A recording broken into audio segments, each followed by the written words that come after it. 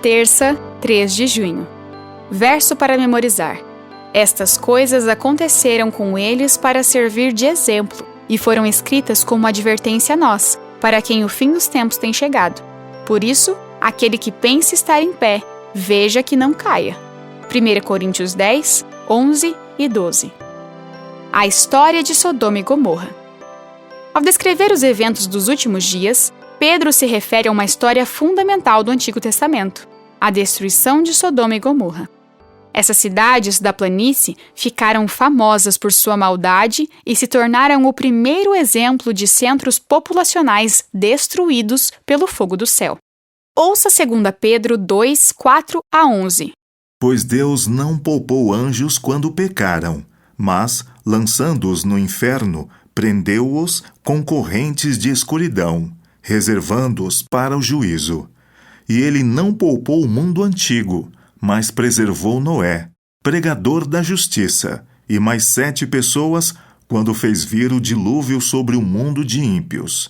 E, reduzindo a cinzas as cidades de Sodoma e Gomorra, condenou-as à ruína completa, tendo-as posto como exemplo do que viria a acontecer com os que vivessem impiamente.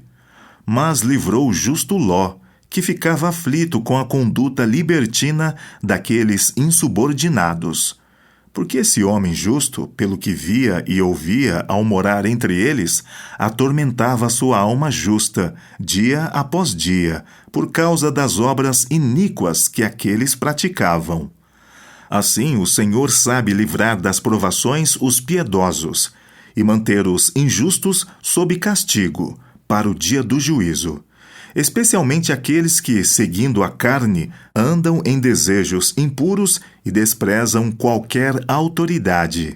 Atrevidos, arrogantes, não temem difamar os gloriosos seres celestiais, ao passo que anjos, embora maiores em força e poder, não proferem contra essas autoridades sentença difamatória na presença do Senhor.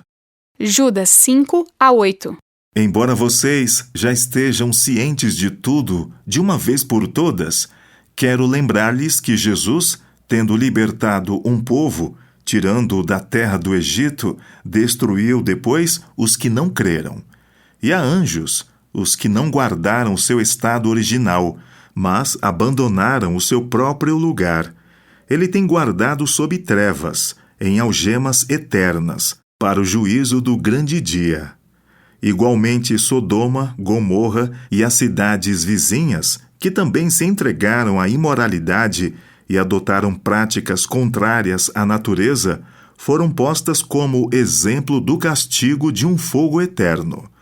Do mesmo modo, também esses, quais sonhadores, contaminam a carne, rejeitam a autoridade e insultam os gloriosos seres celestiais. Ezequiel 16, 46 a 50. A sua irmã mais velha é Samaria, que mora ao norte de você com as suas filhas. E a sua irmã mais nova, que mora ao sul de você, é Sodoma, com as suas filhas.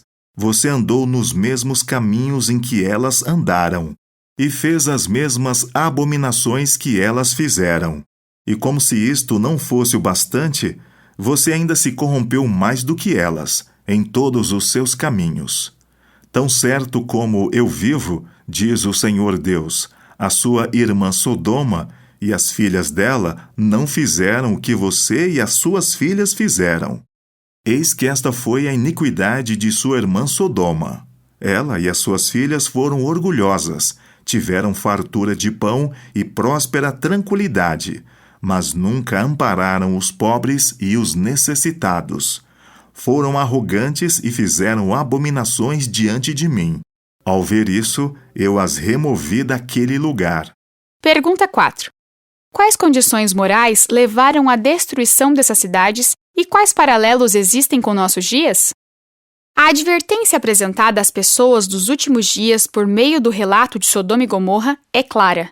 Um dia, os ímpios serão destruídos. O pecado é enganoso, pois nos cega para o real estado de nosso coração, escondendo nossas transgressões sobre uma camada de autojustificação, enquanto somos rápidos em reconhecer os pecados dos outros. No mesmo capítulo em que Deus falou sobre quanto amor derramou sobre sua nação, ele a advertiu de que, embora não tenha cometido os mesmos pecados, se corrompeu mais do que Sodoma. Israel se prostituiu e cometeu adultério espiritual. Imagine a surpresa do povo ao ouvir que era mais corrupto do que cidades famosas por seus pecados. Isso não é novidade, não apenas com o antigo Israel, mas com toda a humanidade. Paulo apresentou uma longa lista de pecados humanos que poderia ter sido escrita com base nos jornais de hoje. Essa descrição da condição dos gentios não tinha a intenção de criar sentimentos de superioridade entre os judeus, mas levar o povo de Deus a entender a gravidade de seus pecados. Natã fez a mesma coisa quando contou a Davi a história de um homem rico que havia roubado a cordeirinha de um homem pobre. Com essa história, o furor de Davi se acendeu, porque a injustiça parecia evidente. Mesmo assim, Davi só conseguiu se ver na história quando Natã declarou: "Esse homem é você." A Bíblia não é dirigida principalmente à sociedade como um todo, mas ao povo de Deus. Quando vemos pecados hediondos descritos em passagens como Apocalipse 13 e 17, isso é uma advertência de que nós também podemos cair nessa armadilha.